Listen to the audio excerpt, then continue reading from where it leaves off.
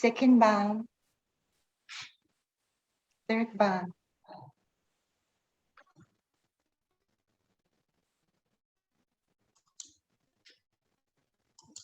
Okay, here we are. I'm just getting this set up here. There, okay. Good morning, Vibun, or good evening.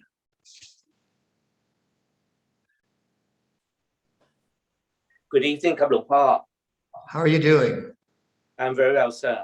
Closer to enlightenment? Oh, far from it. Shall I proceed, sir? Please do, yeah. Brahmajaloka Tipati Sahampati Gatan Chaliyana Tiwarang Ayajata Santi Tasakpa Paracha Kachatika Te Se Tu Dhammang Anukam Pimang Pachang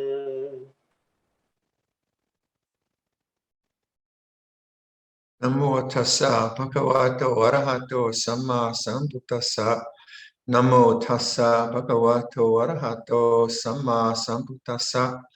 Namo tassa bhagavato arahato samma sambuddhassa. Buddhang dhammang sanghang namasami. So here we are all together on our Zooming retreat. I'm very pleased that my internet is working well, because last week it was kind of dodgy, so that's reassuring. Here at the monastery, we've had some of the smoke from the fires out in the West Coast. And I suppose Malaysia experiences that from Indonesia, correct? I think you have that same problem. So the fires are probably 3,000 kilometers away from us. And now we were just getting a drift of that smoke here in Ontario. And the sun looked really weird because you could see the orb of the sun, but it wasn't really radiant. It was kind of contained within that. So that's the way life is. What are you going to do? But otherwise, we're happy campers here. This is we have 1 week a month where we do a lot of formal practice. So this afternoon we sit for 3 hours together, sit and walk. We have an evening puja, and the group who are staying with us now come for the evening puja. So it's really nice. We're kind of doing the retreat with you. It's really quite a lovely situation. In the questions that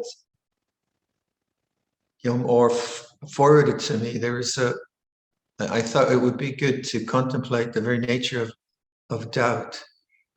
And and I was thinking, what way might I approach that? Suppose when is doubt suffering, and when is it skillful? So doubt in the text is both a nivarana, a hindrance, a niwon in Thai, a hindrance to meditation. And then it's also a fetter, sanyojana, the third fetter. So it's a huge piece of the problem of suffering in the Buddhist analysis of things. So I think one thing you need to differentiate is between worldly dhammas and the transcendent realization which the Buddha was pointing to. So in worldly dharmas, you need to question a lot. Like, again, if I'm thinking of our restaurateurs, the business people, they have a lot of doubts now about costs, and they have a lot about doubts about their staff and so many other things. So that's really skillful. Otherwise, you wouldn't be a good business person. Or say for us, we're going to build a meditation hall next year. We have a contractor signed, and But the price of like here, I've been using a lot of 3/4 inch plywood, which was before COVID, it was $90 a sheet, and now it's $130 a sheet. That's a huge increase. I mean, that's huge. So, we start to think, okay, can we go for it? Can we do this? And that's a very good doubt. It's a very skillful doubt, right? And then we think, yeah, I think we can do it. We can make it. And then that doubt can go into worry. Will we make it? Will we not make it? Will we make it? Will we not? And that's different. That's fear. That's anxiety. That's seeking security in the future, which is limited. I don't know. I don't really know.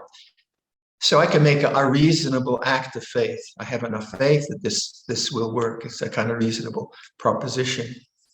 And I think to be an entrepreneur must be very difficult because there's so many unknowns. That's why I probably became a monk rather than an entrepreneur. I don't think I could do that.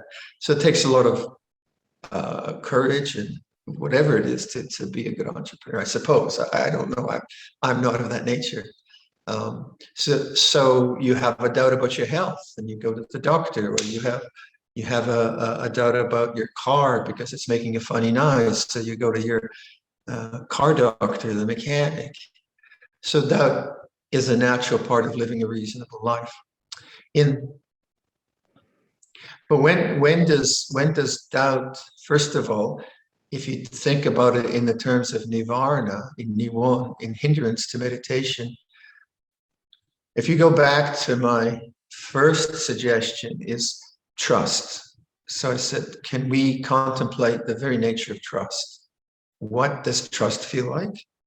And then can you see the relevance of trusting in awareness? And then I've been suggesting, like listen to sound and notice the changing nature of sound. Can you trust in that? Yeah, that's a kind of progression. First of all, I say trust. What does trust mean? And you have to look into your own mind what that might mean. And then trust in awareness. What might that mean? And then trust in a Dharma reflection of this is changing. So this isn't a belief. It's a practice. It's a doing. So when you're meditating and you're focusing on the breath, or you're doing metta bhavana, quite often what comes up is, am I doing it right? Am I getting anywhere? Should I be doing this? Should I be analyzing more? Should I watch the breath or should I watch the mind?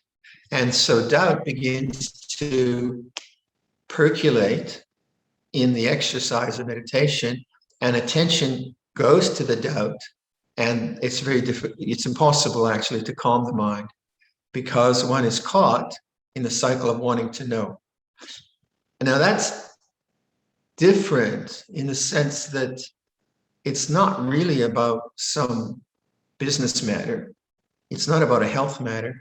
It's just that the mind wants to be sure, and it doesn't know how to trust in awareness or trust in the particular technique you're taking on.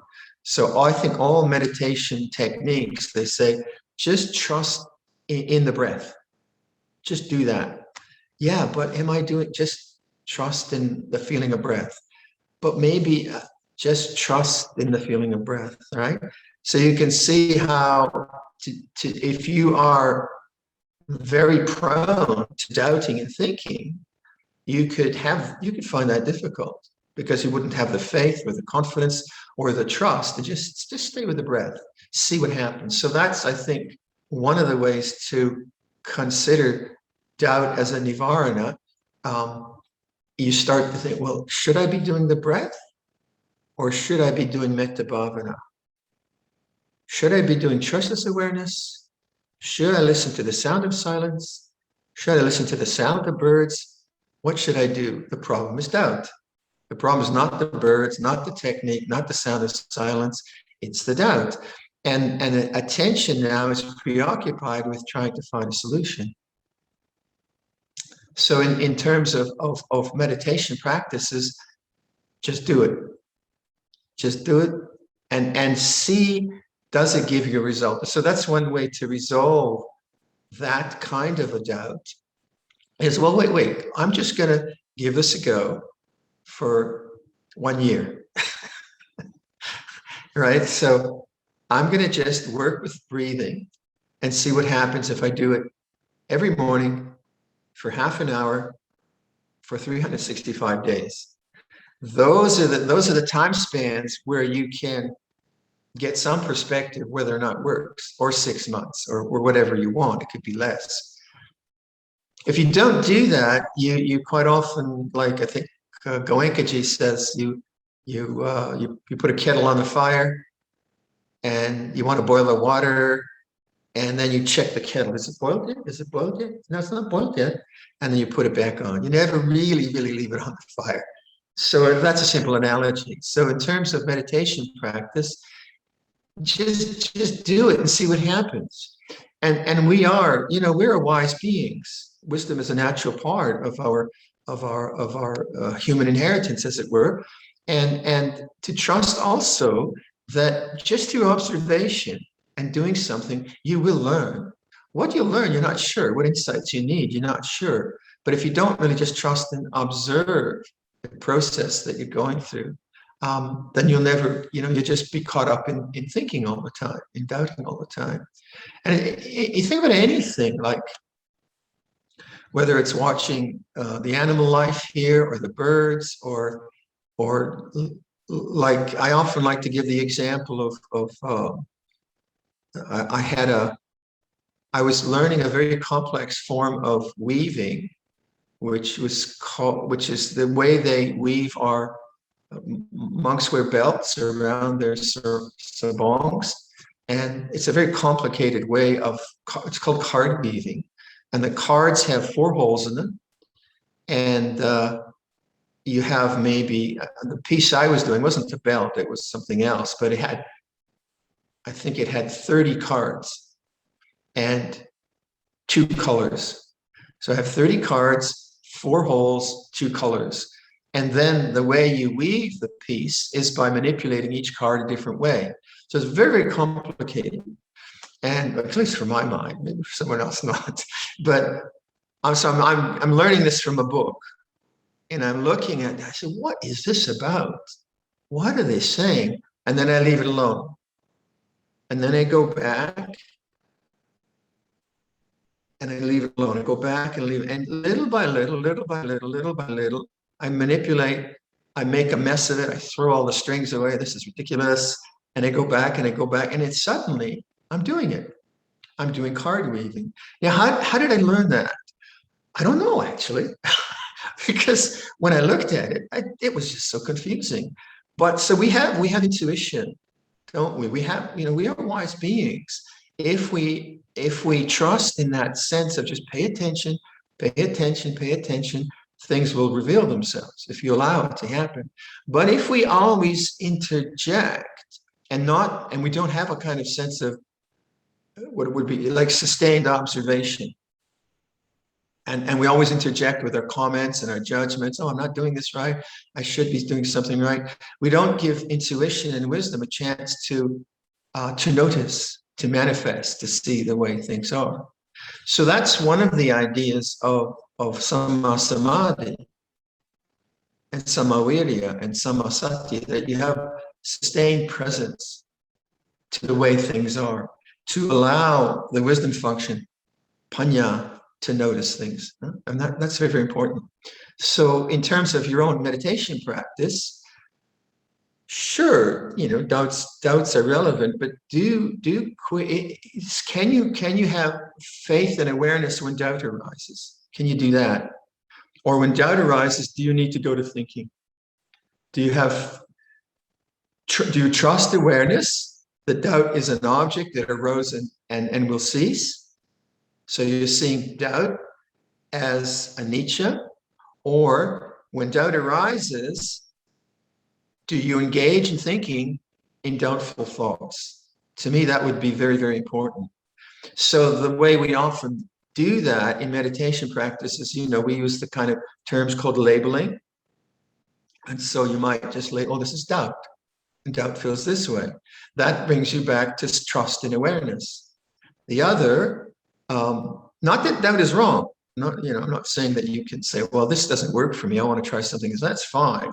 But just the kind of insidious, constant lack of trust and awareness for some span of time, that's where doubt would really be a problem in that way. It might be kind of from an anxious viewpoint, but just the mind not having the faith and trust in awareness. So if you set up your meditation practice with that suggestion, that intention, all right, for this period of time, I'm going to trust in awareness. That's sammasankappa, right thought. And then you're meditating, and then you have, it's a type of person actually that has this, it's a kind of moha jarita or a moha type person or delusion type person. So you program your meditation with an intention to wake up to this tendency to always be doubting and thinking, doubting and thinking, doubting and thinking. So you make an intention, okay, for this period of time, I'm going to witness sound, the changing nature of sound, something simple.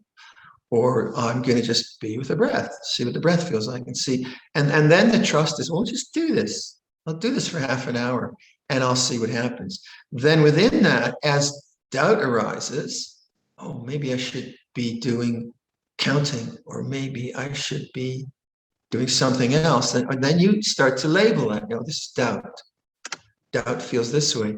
That brings you back to awareness of change. And then some other mood might come up. Resentment, resentment feels this way. So labeling is very good for that. Now the doubter, the trouble with the doubter is then they start to doubt, is it the correct label? So it's hopeless. So people ask me, was it doubt or was it anxiety? And I pull my hair out. It's just doubt. That's all it is. So the doubter, anything you say to a doubter, they're going to doubt it, because that's the condition of the mind. So then I said, well, it doesn't matter, the label. And that sometimes works. But you see what we're trying to do with labeling is that we're not trying to find the ultimate dictionary definition of the mood you're having in some kind of psychological sense so that you can be analyzed. It's more you just know this is a mood, or this is a thought. It arises and ceases. So trust in awareness, trust in anicca sanya is actually a very profound practice. It's hard to sustain. And again, it's different than just being a card-carrying Buddhist and say, we believe in anicca. I mean, that's not all that big a deal, right? It doesn't really liberate you. But to remember and recollect in the moment of doubting that doubt is the condition that arose and then cease, that's different. That's Buddha wisdom in the moment. And then you take that to any of the moods of the mind, the complaining mind, or the resentful mind, or the self-disparaging mind, or the excited mind, or the depressed mind, whatever it is, you say, oh, this is a mood. So Luang Por Chah would emphasize that a lot.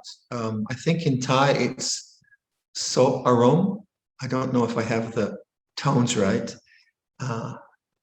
Anyway, I never get the tones in Thai correct, but check out the mood. Check out the mood of the mind. What's the mood of the mind rather than the narrative? So you're not rejecting anything, but this is a mood of doubt. This is a mood of resentment. This is a mood of complaining. This is a mood of cynicism. And some of these moods that come through us they are real in some sense. But are those the identities we want? So let's say someone who complains a lot and lots to complain about. Go for it. But what's the point of that? What happens is, of course, the mind takes refuge in suffering rather than refuge in freedom. Then the other happens is, I shouldn't be cynical. I shouldn't complain. But that's not freedom, because that's identity with this in a negative way. Freedom is, complaining feels this way. resentment feels this way. And it's changing. So all the time, your reference comes back to the doorway to the transcendent, which is awareness, awareness itself. This is very boring work, by the way. It's because these moods and these tendencies are so seductive, aren't they?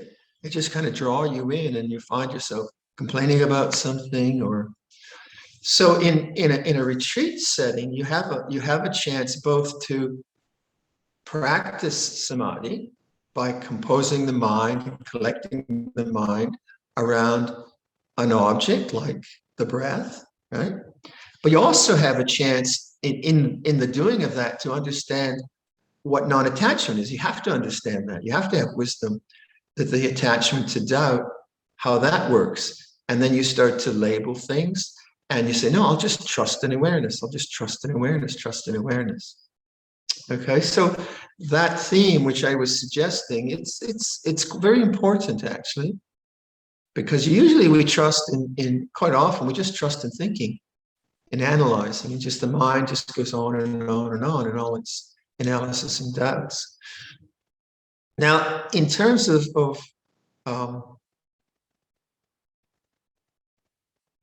the Sangyojanas, in terms of the fetters, the three fetters are ways we talk about stream entry, and that stream entry is a kind of hot topic in Buddhism, you could say.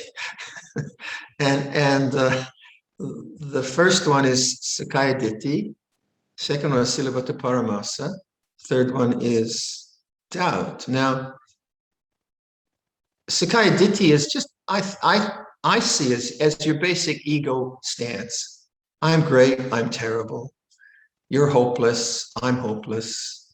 The kind of ego personality attachment which just keeps manifesting. So when I know personality thoughts, so let's say okay, worry. Let's say we've planned to build a vihara.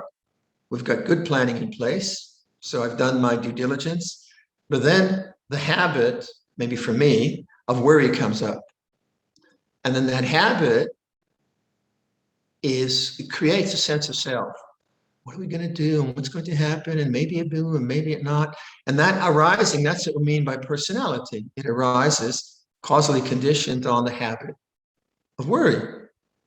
And then I see, and I label it, no, worry feels this way. And then that sense of being the worried person falls away, and there is worry as an object. Let's say another example. You had a fight with your in-laws yesterday on Skype call, and they said some nasty things, and you said some nasty things. And the next day you wake up and you say, oh, what a mess. What a complete schlemazel that was. I am hopeless. And they're terrible too. And I don't know, I'll never forgive them. I can't forgive myself. That's all Sakaya Ditti, personality view. When you say, regret feels this way, resentment feels this way, that's not Sakaya Ditti. That's Dharma. This is the Dharma of regret. This is the Dharma of resentment. And that doing, that is the letting go of Sakaya Ditti. Okay? Because you can see, as you start to notice, that the personality is something that comes and goes according to causes and conditions. It's not permanent. Because sometimes you're a charming personality and sometimes you are obnoxious personality. Both take place. They come and they go, right? At least me, I don't know about you. So you see that whole sense of being a person is in awareness. Okay, so that's Sakaya Ditti. And you can see how when you don't believe in that personality thinking, the narratives and the storylines, you're seeing Dharma. You're in the flow of Dharma.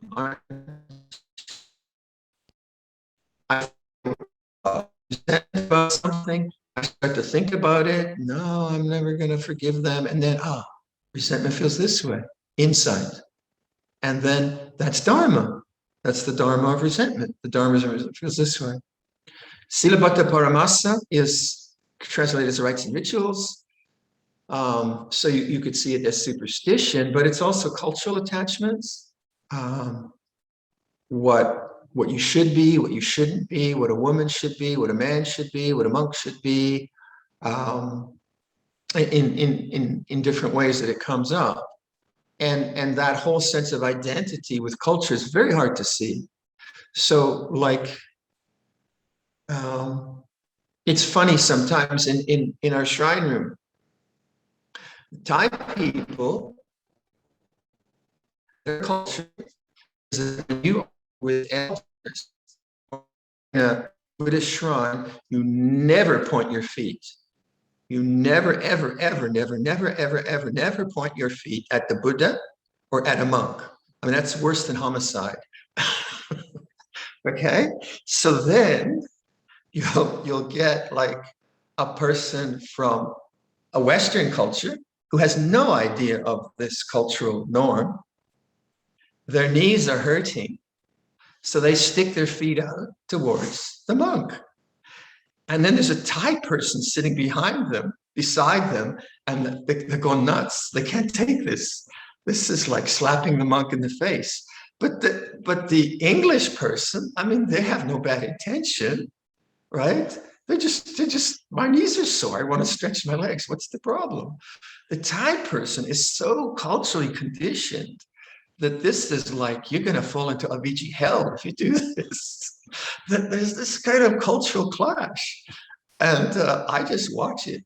Because what am I going to do? What am I going to do? So I might train a Westerner a little bit. Or yesterday, there was one of our Thai friends who's married to a Canadian, and she brought her son and her mother and her daughter, and her son was sitting on her lap, and he kept wanting to just stretch his legs towards me, and the mom just kept pulling the legs back.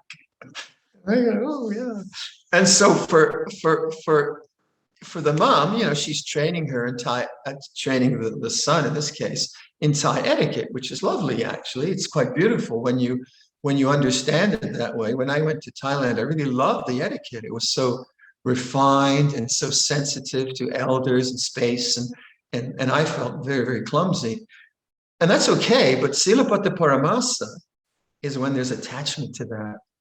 When you see it's not immoral to stick your feet one direction or another. There's nothing immoral about it.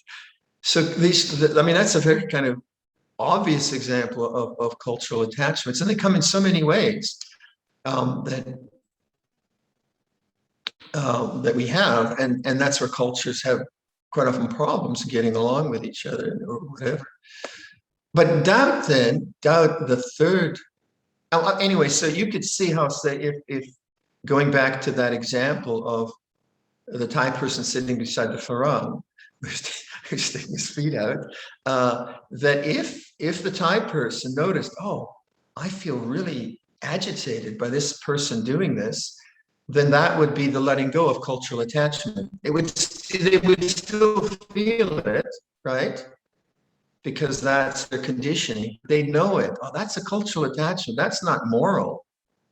If the person next to me started to swear at me and behave inappropriately, then we'd all say, no, you can't do that. That's not right.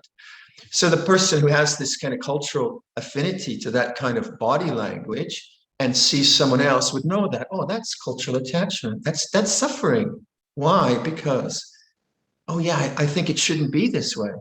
A person shouldn't act that way. But actually, is it immoral? Is it wrong? No, it's not wrong. It's just culturally weird for the Thai person. So then, because the person now is aware, trusts in awareness of the dukkha caused by this, I see, yeah. Then they become much more adaptable. I'm sure any of our Thai friends who studied in the West must have had to go through these kinds of adaptations, I suppose. But you could see how that attachment to what Silabhata Paramasa might point to would not be Dharma. It would not be Dharma. It would be self, me, my culture, your culture, and all those divisions. So then seeing that, you're in the flow of Dharma again, rather than the flow of cultural attachment, in the grip of not a flow, a grip of cultural attachment. The third, doubt, is when you see it as a Sanyojana, as a fetter, and you read about it, it says you no longer have any doubt in the Buddha Dhamma Sangha, which sounds like you're like utterly confident all the time. But is that reality? Is that really reality? I would suggest that doubt itself, when it's known as anicca dukkha anatta, not that you never have doubt. When doubt itself is known, so you think, well, I don't really understand what that guy said. And you know the feeling of doubt. Oh, this is the feeling of doubt. It arises and ceases. Aren't you in the stream of Dharma? You are, even though doubt has arisen, now you see it as an object. You see it as a condition, as a sankhara, another sankhara that arises and ceases. You are in the stream of Dharma. You're not dismissing doubt. You're not saying you can't use it, but you see it as it is, as a sankhara. Whereas the other, doubt arises and you just get lost and create a sense of self around it. So this very much comes up in self-doubt. You know, am I good enough? Am I adequate enough? Should I be doing more? Should I be doing less? That's a doubt. And you can analyze yourself and make decisions, but what does doubt really feel like? It's a mood. It arises. It's different than anger. It's different than inspiration. It's different, isn't it? It has a kind of form to it, a mental form or a mood form, and it feels, as Lompa Sameda would say, it feels like this, and it belongs. It's just a part of nature. And what that does, when you start to see doubt as doubt, and you're in the stream of knowing and trusting in awareness, then the attachment to intellect starts to fall away. Because then the need to always have an answer, the tendency to always go into analysis, the need for intellectual security, the need for intellectual confidence, that starts to fall away. And your mind realizes more and more no thought, the end of thought, because you're no longer addicted to confidence and thought. So like a lot of the questions here, why I'm sort of rattling on about doubt is because a lot of the questions here could be answered very simply: trust in awareness. Not that I'm dismissing the questions, but I would suggest to you, first of all, on this retreat, don't try to solve your family problems now. You know, wait till the family comes and creates problems for you, or you create problems for them. In other words, for this period of time, for this retreat, just trust in awareness. So if your mind starts to think about business problems or family problems, if you can avoid it, just say, oh, that's doubt. Don't know. What's going to happen? Don't know. What should I do? Don't know. And just trust that for these few days that we have left on the retreat. So if your mind starts to think of that person at work who you have problems with, and you're going to have to engage them, and you don't know how you're going to talk with them, and don't go there. Just say, oh, this is doubt. It feels this way. Or you have some business problem. If you can wait, don't go there. So what I'm asking or suggesting is really practice trust and awareness for just a few days and see what happens. Just a few days. It's not like you're not going to get away from all those problems. You're still going to have to deal with them. But just going to doubt now won't give you a chance to see what does faith and awareness, how does that work? How might that work? Okay, I'll finish that part there, and then maybe I could turn to the questions. Yeah. หันทมยังธรรมาคทายาสาธุกรังทธามาเสสาธุสาธุสาธุอนุโมทามิ So I'll go to the questions.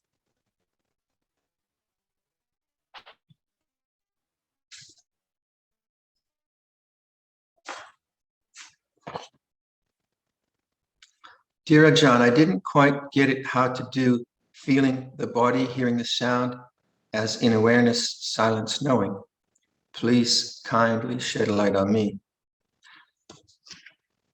Right, so I'm emphasizing awareness rather than the objects, consciousness rather than objects in consciousness, knowing rather than the objective experience that I'm involved in. That's what I'm trying to do. So when I say listen to sound, I would suggest that maybe for this person is learn to wait, because quite and why I also ask people, I talk about non-desire, non-becoming that. So what happens is when you get instruction, sometimes you're looking for something, some kind of experience. And because you're looking for something, you're not with what is. Now, if you can just listen to sound and just wait, but wait for nothing, then it's very obvious that the knowing is silent. The knowing is stillness. The knowing is peace. But if you are inadvertently listening to sound and then trying to find some experience of silence, that in itself is agitation, is desire, is discomfort, is dukkha. It's subtle. It's subtle. So listen to sound and then wait. And there's the silence. Feel your breath. It's the same silence. It's the same awareness. It's the same knowing. So I think for this person, the secret would be just wait. Trust. Trust in awareness. And that will sort it out, because when you say I don't get it, it sounds like you're trying to get something, right? And that's that. Am I doing this right? Am I getting it? And then that thought takes you into looking for something. But we're not looking for anything. It's here all the time. This knowing is here all the time. So just wait, just listen, and let that instruction be your trust and awareness. Now, the question here is a long one. I guess I should read it out. I trust that loving kindness is very important as a part of our practice since we chant it so frequently. I came across the Metani Sangsa Sutta and need some clarifications, as I believe it's better to know the meaning whenever we chant. May I know whether the English translation below is accurate? If yes, may I know why or under what circumstances we radiate metta with condition? I thought radiation of metta should always be boundless and unconditional. Please shed some lights. So the chant, there's the Pali, the English is unconditionally radiates loving kindness, conditionally radiates loving kindness to the world of 10 directions. Then the question goes on to show me that there are a total of 5 unconditionalities and 7 conditionalities. Personally, that drives me crazy. Because it's just so utterly intellectual. And to me, metta is not intellectual. I mean, to me, loving kindness is just so simple, right?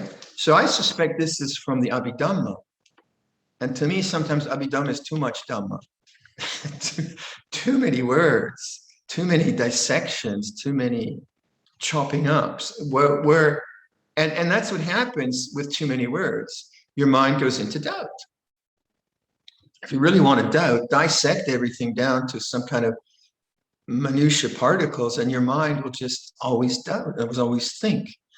Whereas my sense of metta is when I think of Luang Sumedo, I'm grateful and my heart's open.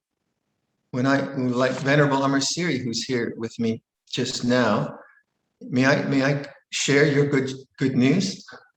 He suffers from sleep apnea. And he had a machine from Philips, was it? Philips. And they just recalled this machine. Sleep machine, right? For sleep apnea, everyone knows that. The breathing stops.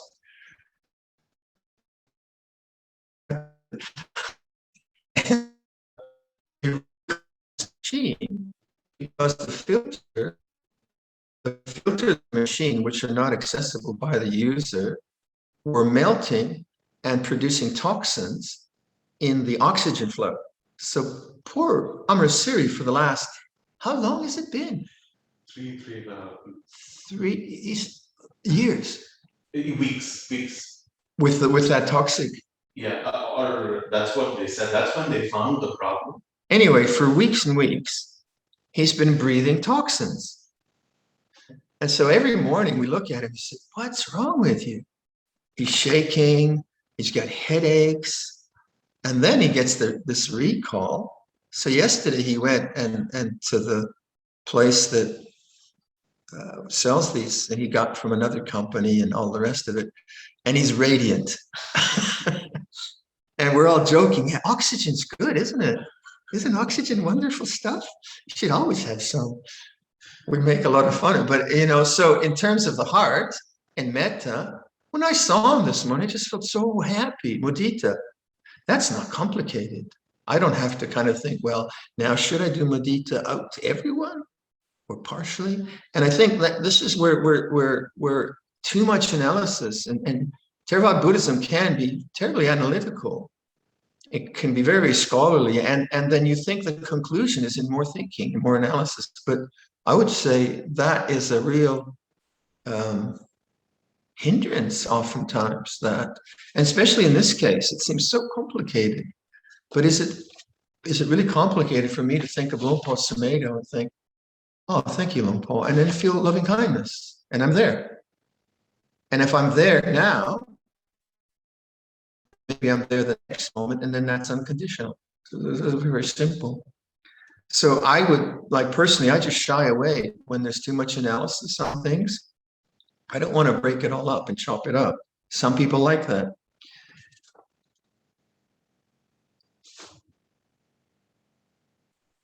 In meditation, keeping awareness of an object, how does the subject-object duality eventually collapse? Does it happen suddenly? What factors can I cultivate to collapse?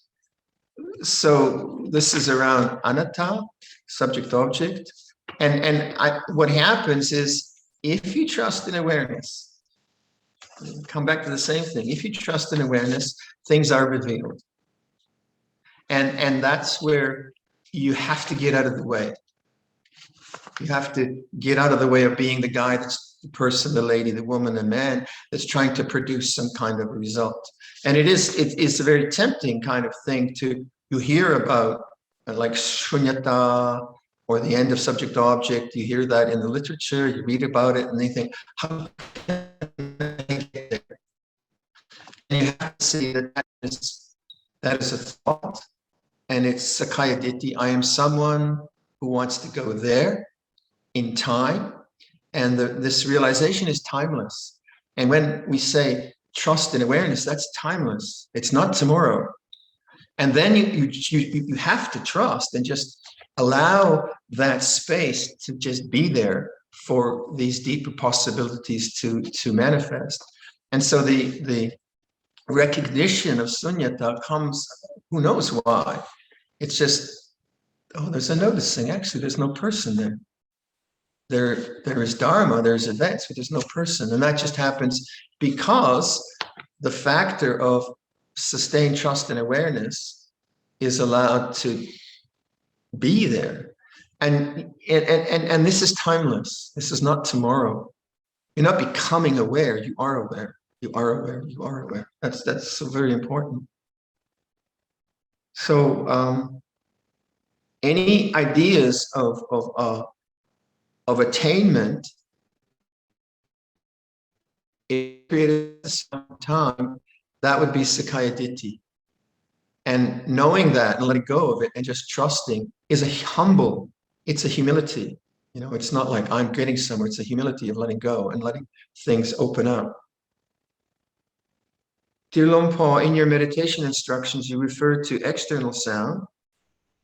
Well, Luang Por Sumedho talks only about sound of silence, a pointer to the unconditioned. Any reason for your approach to refer to external sound and not to sound of silence? Well, if you'll notice that I'm not emphasizing the sound, I'm emphasizing awareness. So I'm emphasizing that there is sound and there's the knowing. There is body and there is the knowing.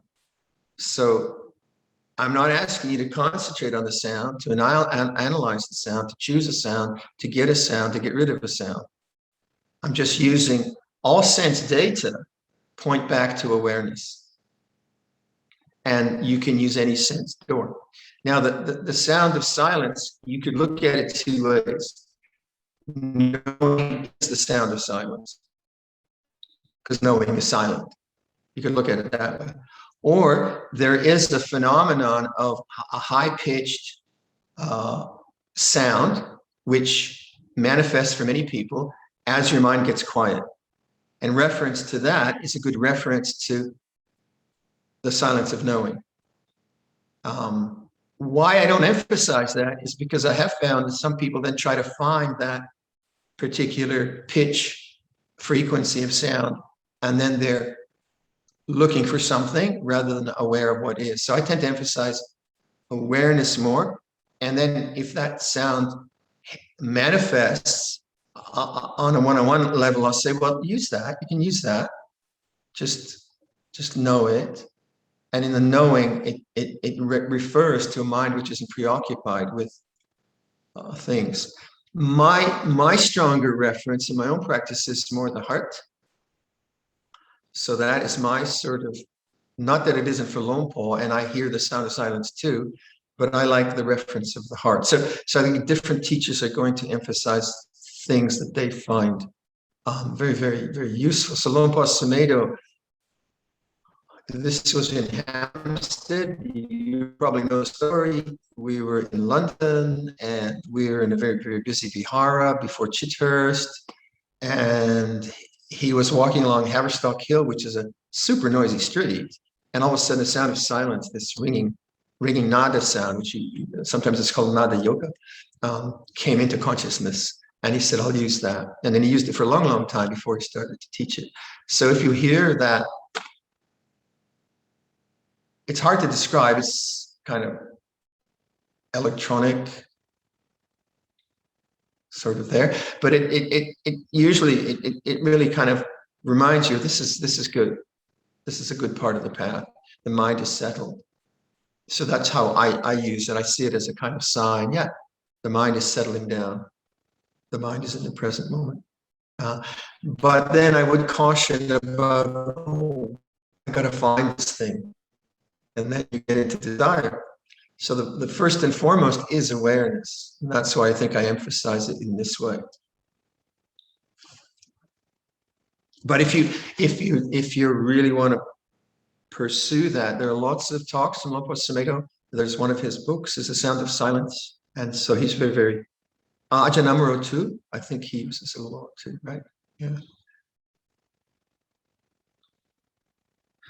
Dear Luang Por, is it necessary to identify the root cause of each thought that arises? Example, worry, or is it okay to just label as the mind is restless and bored?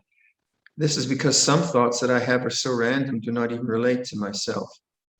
Yeah, I wouldn't go to the root cause. I would just stay with trusting and awareness. And if some insight about the root cause is necessary, it will come into consciousness. You'll see it. Give it a chance. Right? You'll see it either as an emotional thing or whatever. So I wouldn't go to more thought. I tend towards to no thought, to silence, to stillness, to awareness itself. Now, and that's not an absolute. Obviously, if someone has been very traumatized by life and there's something going on they need to look into. So they go to a therapist and they see, wow, all this trauma that I had as a child now is coming out as fear or weird relationships or whatever. So that it's not an absolute, but in general, for your garden variety obsessions, I don't think it's necessary to kind of, in fact, I don't think it's helpful. It just gets you into more thinking, more sense of self. And what we want to do is abide in trusting and awareness, as I keep saying.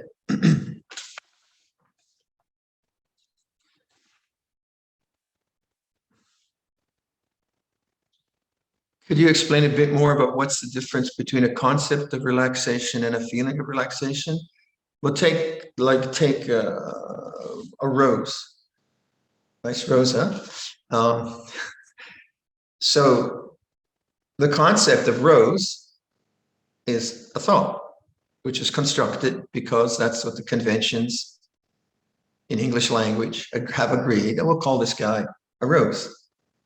But then the rose itself presents itself as shape, color, smell. So the direct experience, and then is added to that is rose because of all of that. So the direct experience of relaxation is physically felt. And then the idea is identified as a concept. Now, why that's important is because if I just say, I should relax, I have to find relaxation, then I'm just in thought, an idea of relaxation. This is, whereas if I'm with the body, then I'll know tension, I'll know relaxation, and my intuitions, the innate wisdom that we do have, will take me towards peace if I allow it to happen, if I give it a chance. When a sensation or feeling arises and we're not sure what it is called, stress, fear, anxiety, is it okay just to identify a sensation, feeling, or must we identify it? Exactly. Just don't worry about the label. Just know it's sankhara, whatever simple way. Is it stress? Is it fear? Is it anxiety? No, it's doubt. That's the way doubt works. So, okay. Due to the pandemic, I stay at home most of the time and recently attended some online Dhamma sessions. From the online sessions, I noticed the monastery actually serving fresh fruits in front of their Buddhist statue. Is there any specific meaning of doing that? So this comes from the Bhakti traditions of India, I would say. And in the Bhakti traditions, the deity represents primordial consciousness, represents transcendent awareness, represents the unconditioned. In the highest sense of what bhakti is. There's lots of superstition maybe, but in its highest sense. And so in bhakti tradition, and I think Namasa Bhagavato Arahato Samma Sambuddhasa is speaking to that, homage to the Buddha. But then that homage is done in very physical activities. So the deity is dressed and given perfume and given incense and given water and given fruit and given respect and bowing. Now, you might think that's Silabbata Paramasa. I am praying to an idol, and I hope that idol gets me a good grade in university. Well, maybe that might be happening, but that's not the highest sense of bhakti. But from what my informant has told me, the highest sense is that activity of worshiping the deity then brings the heart to a sense of mudita, a sense of inspiration, a sense of the Brahma Viharas, all of that. So it cultivates, through the activity, you cultivate wholesome states of mind. Can be used as Silabbata Paramasa, but not necessarily. So we have to be careful not to judge people who do that. So in a Mahayana monastery, I should think, we don't see that in Theravada monasteries. Say for us, we here in Ottawa, we used to have, before COVID, we used to have a monthly Saturday session in the Vietnamese Vihara. Very generous, they let us use there. And the Buddhas there are lots of Buddhas and lots of Bodhisattvas, which I don't understand. and there's lots of fruit there and flowers, and you can see that whoever is decorating the shrine has a joy and devotion, and so it's more minimal in Theravada, but you'll see the same thing of offering flowers, offering incense, offering candles. Light is candles. So the symbology could be that the flowers represent sila, the incense represents samadhi, the candles represent panya, but then that's intellectual. But actually the person's heart that goes there and does that and feels uplifted and feels joy, that's very wholesome. Now, if the person is doing a deal with a Buddha image, now listen, Buddha, here you go. I'll give you some roses if you give me a good lottery number. That's Sila Buddha Paramas. That's not what we're doing. It's not a deal. Maybe it works. I don't know. I've never tried it. but you can see how like myself as a secular Westerner, when I saw that, I could be very critical of it. Oh, that's just idol worship. It's terrible, terrible idol worship. But that judgment came from a conceit, ditti, from me, because I didn't know what the person's mind was. I don't know what they're doing. And so then stepping back, so well, and then someone explains it to me finally, and then, oh, I get it. And so that the rituals that exist in any tradition, Buddhist tradition or whatever, can feel very foreign if you're not used to them. But just imagine what would be the goodness of that. I guess that's one we look at. What would be the goodness of someone putting fruit on the shrine and doing it very carefully? If you've ever been to Bodh Gaya and you see, let's say, the Tibetans offering 1,000 candles to a shrine. I mean, you think, well, that's inefficient. Why don't you get some electricity or something like that? But imagine the person's mind. They have to invest the resources. They have to buy the candles. They have to light each one, make sure the whole place doesn't blow up in flames. They have to be very, very careful, or they put 1,000 watt. And you might think, well, why don't you just meditate? But maybe that is their meditation. Maybe the doing, the care of it, the love of it. And then if they did a mantra, Om Mani Padme Hum, Mani Padme Hum, you could see how it's a physical activity, but it's filled with devotion. So it could be very wholesome, very, very wholesome. I never went that trail because my secular background was never attracted to that. I can understand it now. It took me a while because I was a very conceited Westerner. But the way in Theravada, we usually simplify it, and it's usually flowers, incense, candles, and we offer it up in that way with a sense of devotion. But Namo Tassa is pointing to that devotion.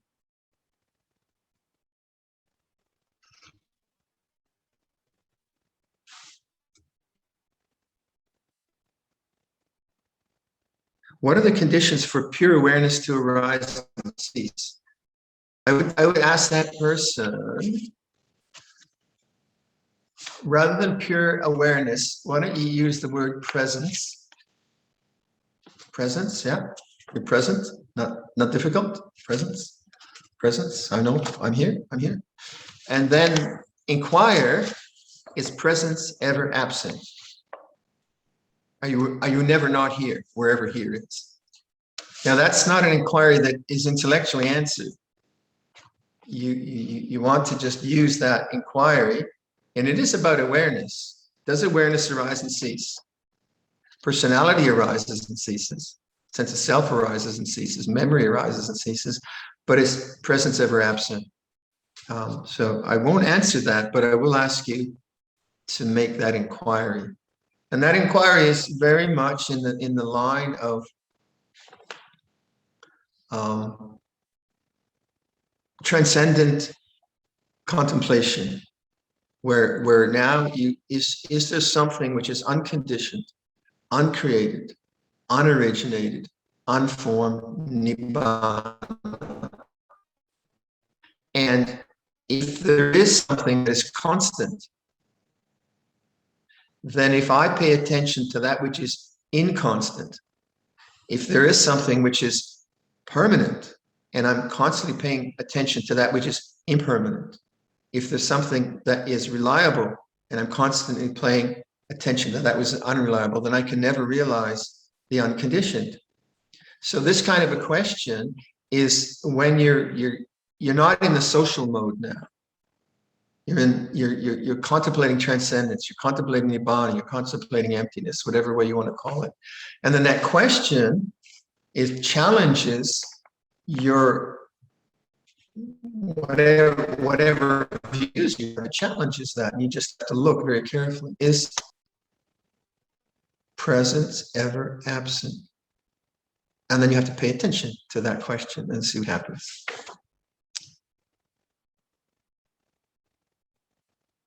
As I was meditating, I became aware of many changes. For example, the pain in my knees are changing. At the same time, my body tenses up due to the pain as I try to bear with it. How can I relax the body? How can body awareness help in this situation? Well, then you take it to the Four Noble Truths, don't you? So when some sankhara, some experience is aggravating, is creating discontent, is dukkha, then you start to inquire. You say, well, what's the cause of the dukkha? And this is samudaya, the second noble truth. What's the cause here? Well, I have pain. Okay, move. Okay, fine. And then you move, and then you have pain again. Oh, you move again. And then after a while, you say, well, I just keep moving. What if I just don't move this time? So what's the cause of suffering? And you see, well, it's because of the pain. Well, is it the pain, or is it me not wanting the pain? Is it something more subtle than that? Because I know this pain isn't that bad. I'm not going to get crippled. So you're observing, and then you start to differentiate the discomfort of the physical body and the desire to get rid of the discomfort, which is like the second arrow, I think they call that in the text, right? And you differentiate between the attachment of mind to the wanting and the physical pain. And you begin to see that discomfort is not necessarily suffering in the sense of the Four Noble Truths. The suffering is the not wanting and the attachment to not wanting, which is the teaching around the second noble truth, that the cause of suffering is attachment to desire, not the pain of the body. Pain of the body is natural. You can move if you want. And then Nirodha is noticing that. And this is a very good exercise in meditation, because you're going to get a lot of that. You just say, okay, discomfort feels this way. Is that a problem? And you'll see, yeah, it is. Why? Because I don't want it. I don't want it. Oh, what does wanting feel like? What does not wanting feel like? You inquire and you notice, and then you come to, acceptance. Oh, pain feels this way. And then you have Nirodha, release, letting go of the attachment to the wanting. Now, sometimes your body really relaxes when you do that. Sometimes it doesn't. So that inquiry around the Four Noble Truths is what you're constantly engaging in when something doesn't work. So for me, when I, because I have enough experience with meditation and in my body, when I feel discomfort, I pretty quickly know the desire to get rid of the discomfort, and I can let go of it. But then I've been doing this for a fair number of years. When I began, I didn't understand that. So then sitting for these endless hours at Wat Pah Pong on concrete floors, I had a lot of pain, a lot of discomfort, but none of it would bring me to the hospital. I knew that I could, I'd survive yet another night, and mosquitoes and all the rest of it. So then constantly, Luang Por Chah just saying, well, why do you suffer? Well, I suffer because he won't stop talking. That's why I suffer. No, that's not the cause. And the restlessness and looking at the clock, but slowly say, what's the desire here? What do I want? Well, I want to get out of here. I want a cushion. I want to go lay down. I don't want to do this. And then, the wanting feels this way. So that's the reflection constantly on the Four Noble Truths. And then as I would see the wanting, so maybe the meeting, we had a lot of meetings, so many meetings, and nothing ever happened. And I think that was the point of it. You'd have these long meetings, and I never understood what was going on anyway, because I didn't understand Thai. And it was hot, and so there's a lot of negatives in terms of, but they weren't bad. I wasn't getting beat up. And then I would just keep watching. Okay, this is definitely suffering. I'm definitely suffering now. What's the cause? Well, the cause is I don't want to be here. Okay, so you can either disrobe. Okay, I didn't want to do that. Okay, then you can let go of the wanting. Let go of the wanting. And eventually I learned how to be with discomfort and heat and mosquitoes and have more choy kind of mind, more kind of upekkha mind. But it took a long time. But then that basic insight serves me to this day, doesn't it? This is how insight works. So quite often the painful parts of our bodies that we have serves you as insight into all discomforts, all sickness, right? That we experience as human beings.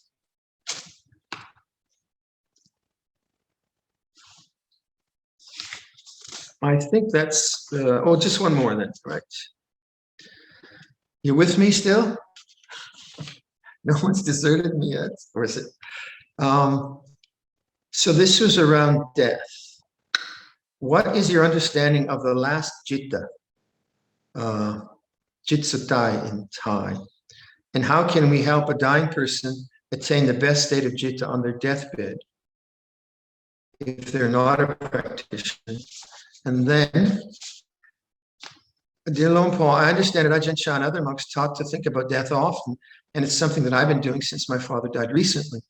Your teachings discussed about not having desires in order to be mindful and maybe reach enlightenment one day. However, I'm not an arahant yet, so I still hope to have a good rebirth, such as a Devata or Brahma, as a fortunate human, or even Nibbana if I'm diligent in my practice. When I do find myself about to die, either abruptly, for example, traffic accident, or from disease or sickness, for example, gravely ill in the hospital, what do you advise us to think about right before dying to increase the chances of a good rebirth?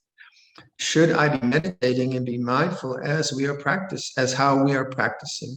Should I be thinking of the Buddha using the Buddha mantra? Should I recollect all the past good merits to generate happy thoughts and simply accept death that is coming? Well, you probably won't have much choice. Right? I mean, you get hit by a bus and you're lying there like, what should I do now? Should I do metta bhavana or recollect my good deeds? I don't think it's going to work that way. Or you're on a ventilator, right? And they're shoving stuff down your throat. These are horrible images, I'm sorry. And you think, I hate the nurse. I hate her. No, I should do metta bhavana. It ain't going to work that way. So the reality is what you'll think at death is what you're thinking now, isn't it? The momentum of your life is going to be your last mind moment. We asked that of Tanjung Kumprayuto, the famous Thai scholar. We asked him, how important is this last moment of death? Because some of us felt it was overplayed. Like I would joke, I say, so yeah, you've lived a really good life and you've done dana, you've meditated, you've lived by the 5 precepts. So then the nurse is putting this ventilator on you and you swear at her. Does that mean you're going to be born in hell? And that wouldn't make any sense at all to me. All that good work and then, oh no, the last moment. So I think it can be overplayed. But when we asked him about that, he said, well, look at it this way. Imagine a corral of horses on a horse ranch. They're fenced in, maybe there's 20 horses, and they're milling around. They're milling around. And then the rancher comes and he opens the gate. So the horse closest to the gate takes off. But pretty quickly, the strongest horse overtakes him, and that's what leads the pack. So that's a good way to look at it. What is the strongest horse in your life right now? So if the strongest horse of your life right now is resentment and worrying and complaining, then that might be the horse that's going to take you wherever you're going. So that's one way to look at it. So if you're living a good life, you're practicing meditation, you're practicing Dharma, you're living morally, then trust in that. That'll take care of it. But then in terms of rebirth, I think what's more important is to see the rebirth of self as ego in the mind. Now that you can know that rebirth as Brahma, Deva, or whatever, that's speculative for me. I don't know about you. I'm not a psychic. I don't have any psychic abilities. So that to me is a belief. It's a belief that I have. But what I know for sure is if there is attachment to ego thinking, self-thinking, that's a rebirth which causes me suffering. And that rebirth I can work with. And that's very much the way Lompa Puddhatassa taught dependent origination. Rather than teach rebirth as a historical event in the past or a possible future event, he would say it's an event in the present moment. The arising of egotistical narratives and stories is something that arises. And when I know that arising as an object, then that's non-rebirth. That's non-rebirth. So if you're doing that constantly, then what you're abiding in is the both, because one of the questions was, is awareness the deathless? Very difficult question, because in some sense it's not, and yet in some sense it is. And one of the ways to think about it is like a gateway, like or the doorway of this room. It is both in the hall and in the room, right? It's both in the hall and in the room. And so awareness, when we first touch its profundity, it is very still invested with a lot of Sakaya Ditti, self-view, Dittimana, a sense of self. And as we practice trust and awareness, the sense of self falls away, and the profundity of awareness becomes, oh yeah. And at some point, I think it would be valid to say, yes, awareness is the unconditioned. But that's a point of deep realization that we come to, but we have to first of all do the work of trusting it, I would say. And it's the trusting in that leads to the profound sense of what that is. So in terms of dying, if your identity is with thought, with emotion, with narrative, with story, with family, with body, and all of that, then those are the narratives that somehow, those energies, I suppose, will create other modes of consciousness. I don't know. That's what we're told. But what if you did the other? What if you did the other? You trusted in awareness, and you made that strong as death approached, and there's discomfort, and there's just bodily pain and all the horribleness that death can bring, but you've really practiced awareness of change, then would not that be the ideal time to just check out, is awareness the deathless? That would be the time to check it out. You could see, you could send me a postcard. Well, maybe I'll go first. I'll send you a postcard. It isn't. But if you create a narrative, I'm someone who will become something, then if you see that narrative as simply a story and don't create a self around it, that's in the stream of Dhamma. Then you're a stream enterer in that sense. If you believe in the narratives of future becomings, okay, then I don't know. I would think it's kind of more interesting to say as death approaches, is awareness unconditioned? Is awareness born and dying? Or what is it? And you could only prepare for that by doing it now. Right? And if you do it now, and you encourage yourself to do it tomorrow. So then the question around the person dying.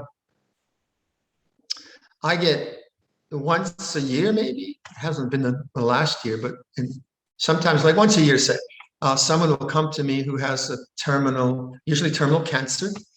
And in the last 3 instances, it's been a woman each time, around 60 years old, all 3, when I think about it. And they've come to me and they said, okay, the chemotherapy is no longer an option. I'm in palliative care now. Can you teach me about dying rather than living? Okay, different kind of question. And then they're very lucid because they're not yet at that kind of final terminal stage. And they're friends of they've been friends of the monastery. I know them quite well. And the first question I always ask them is, do you think that consciousness is a mental phenomena, is a body phenomena? Or do you think consciousness is bigger than the body? Is consciousness simply brain matter, that when the brain dies, consciousness ceases? Or do you think consciousness has a larger element?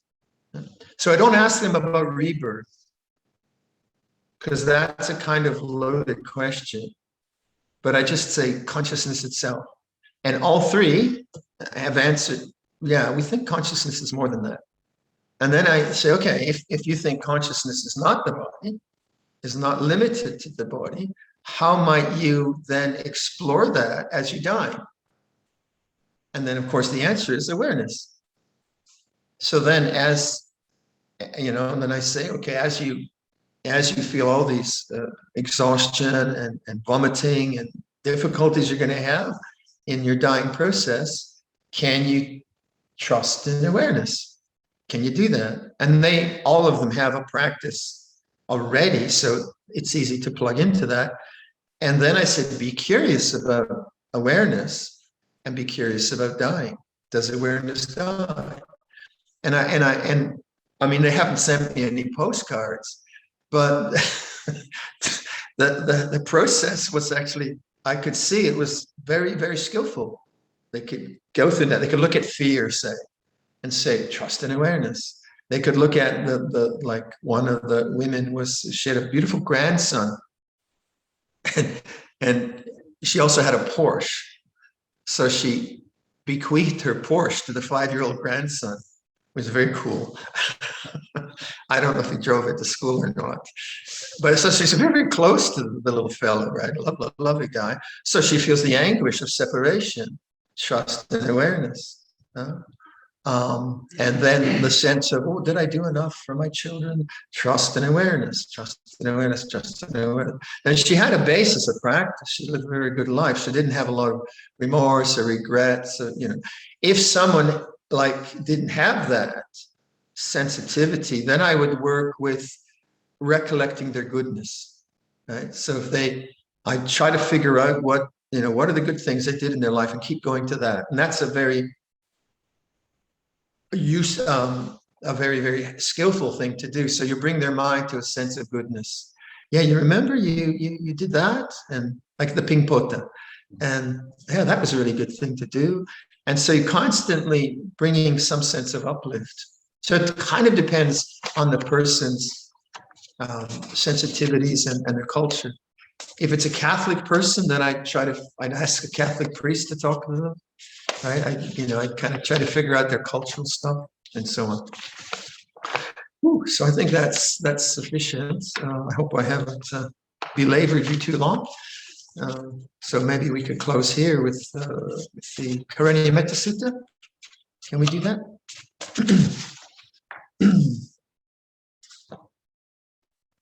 All right, I'll just take that off. I guess, yeah, we'll lead, huh? Yeah.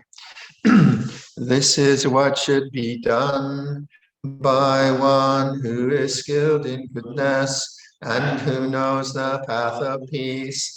Let them be able and upright, straightforward and gentle in speech, humble and not conceited, contented and easily satisfied, unburdened with duties, and frugal in their ways, peaceful and calm and wise and skillful, not proud and demanding in nature. Let them not do the slightest thing that the wise would later reprove, wishing in gladness and in safety. May all beings be at ease, whatever living beings there may be, whether they are weak or strong, omitting none, the great or the mighty, medium, short or small, the seen and the unseen, those living near and far away, those born and to be born. May all beings be at ease. Let none deceive another or despise any being in any state. Let none through anger or ill will wish harm upon another, even as a mother protects with her life her child, her only child. So with a boundless heart should one cherish all living beings, radiating kindness over the entire world, spreading upwards to the skies and downwards to the depths, outwards and unbounded, freed from hatred and ill will, whether standing or walking, seated or lying down, free from drowsiness. One should sustain this recollection. This is said to be the sublime abiding, by not holding to fixed views,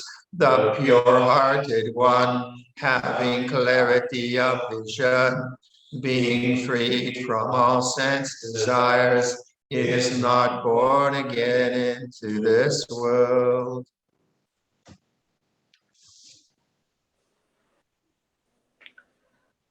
Arahang Samma Sambuddho Bhagava Buddhang Bhagavantang Abhivatemi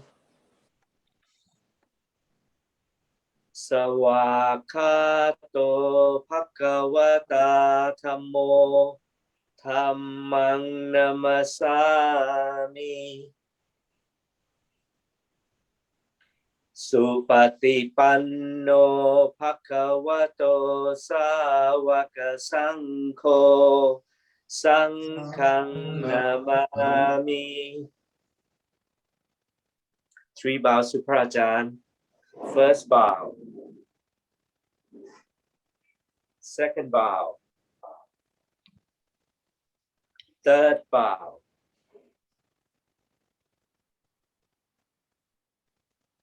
Thank you much, Prajan. Okay, thank you for your company. See you Yes, next sir. time. Bye-bye. Good night.